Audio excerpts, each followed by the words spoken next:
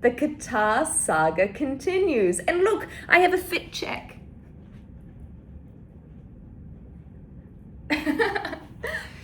After many, many minutes of debating what I wanted to do with my newfound time here in Qatar, I knew that I would regret if I didn't go adventuring. If I had arrived here in Doha and just spent 15 hours in the hotel, what kind of way to spend my day is that? So, adventure I did, even with the knees. I went out and I decided that there will be other foreigners. I won't be the only one.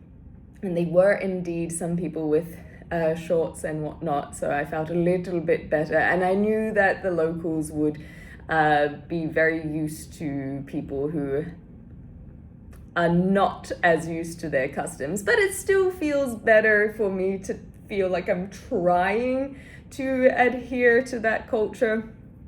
And so I wandered along the waterfront with the intent to going to a marketplace called, I'm going to butcher the pronunciation, so please don't take my pronunciation, Suwahif, which is what looks like a very old marketplace. I'm not convinced it is. I haven't done any research in it, admittedly, which is very uncharacteristic of myself. However, this was just a little bit spontaneous, and I decided to soak it all in rather than try and be much more particular on finding the history of things. Just get the vibe of the place rather than going out of my way to search what I wanted to go see, I suppose. So I went to the waterfront, and one of the immediate things, a point of reference is I'm very close to the Museum of Islamic Art. I'm on that side of Doha, and then the city skyline is across the water. I don't know where that is in Doha. That's just where they put me. And there's this flag plaza, and I just felt so silly because I went, I have to go see if I can find the New Zealand flag. Never mind flying thousands and thousands of miles just to try and look for my own home that I have just left. I don't know what it is about humans that have that desire, but nonetheless, I was unsuccessful in finding the New Zealand flag, but I did find the Australian one, so fuck you, Australia. I continued wandering on alongside the boats, and so many people started asking if I wanted a boat ride. I guess that's how they make some of their business, taking it out to the city and having some lovely photos and whatnot. But I felt already uncomfortable enough in my environment. I wanted to stay grounded, quite literally. But one thing I noticed as I was walking towards Suwahif is that I actually did feel very safe. So I don't know if it was just a bias from the internet telling me that this is a somewhat safe place, but I really did feel safe. I hadn't had any form of self-consciousness about holding my phone out, for example. There seems to be a lot of wealth in this, I was going to say in this country, but I've got to be careful of that, of this part of town. There seems to be a lot of fancy cars. I saw my first Cybertruck, for example.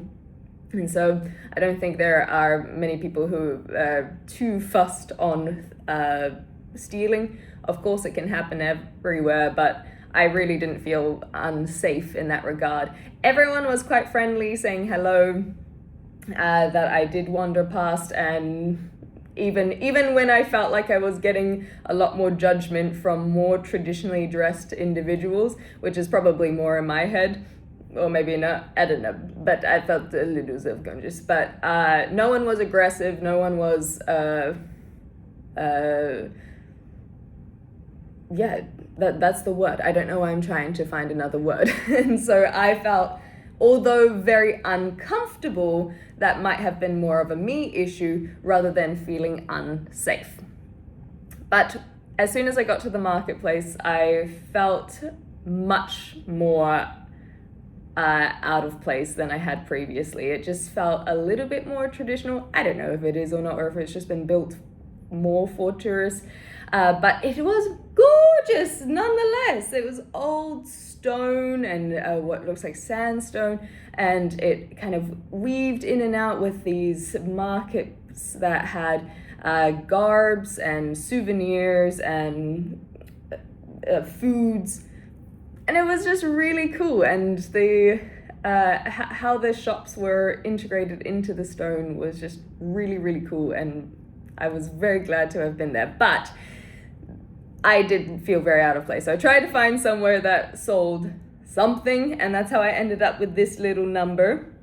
I'm pretty happy with myself. And then I found a public bathroom where I go quickly get changed, and then I felt a lot more comfortable. I still got a few looks, but I didn't feel as judged, I suppose. Again, probably a psychological thing, but hey, if it helped one person feel more comfortable, i.e. me, then I think that's a win.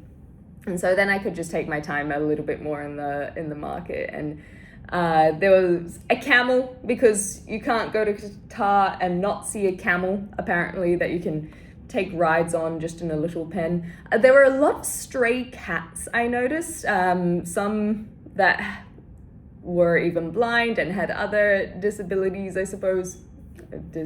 Had other, yeah, I guess I can use that word. And so that was interesting. I didn't see any dogs now that I think about it, but yeah, lots of stray cats. And I just enjoyed myself, I suppose. I didn't really get up to much. It was just nice to go experiencing something completely different to what I was expecting. I am a lot more used to the Western countries. I'm going to be touring a lot more of Europe, and so it was cool to just try something different. I did get very overstimulated, especially from my own, well, self-inflicted feelings of being on edge, that I was being so hyper-conscious of how I was dressed, that I think that contributed to my overstimulation, and also just soaking it all in. So as the sun was setting, it is, I guess, winter time at the moment, and so I forgot that the sun would be setting so early. But it also was gorgeous, because I don't know if it's just an all year round thing, but there feels like this constant haze that is on the city of Doha, and so it causes this light dispersion with the sunset, and it was just so different. It was so pretty, and so I tried to take photos, but I did not do it justice whatsoever. But it was lovely to have that kind of setting on the market as I was wandering back, and then the city started lighting up, and the boats even had a whole bunch of fairy lights, and so it was a nice little walk back to my hotel so that I could have dinner back here. And then I just ate some food, and now I'm here filming this before wasting some more time until my shuttle picks me up to go back to the airport. But my point is, I feel like I've tried to make not necessarily the most of the situation, but something of the situation. So now I feel like I can walk away and go, yeah, like I was in Doha for a bit, or yeah, I got to do this thing, even for a very brief moment of time, rather than letting the situation kind of dictate what I would do, or maybe it did dictate what I would do, because otherwise I would have just been on a plane and gone exactly to my destination. And so perhaps it's more of a reflection of being open-minded to the opportunity that presented itself, instead of just holding up and staying in the comfort of my hotel room. So I'm pleased with how things worked out.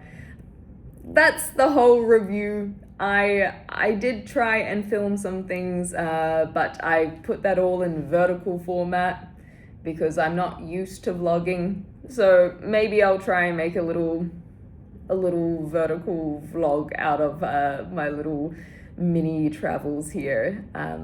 But Doha, thank you very much. You've been excellent. I absolutely would love to come back and experience it properly, mainly by not being so self-conscious. That is that is my one takeaway. What is my tip if you are transiting through Doha? Bring something so that should you get stuck here, you yourself will be more prepared to go for a little travel in the city, because it is a beautiful one. And I look forward to seeing it some more someday with a lot less hesitation, perhaps.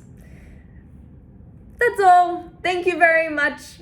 And next time, hopefully we are actually in Cape Town. Bye for now.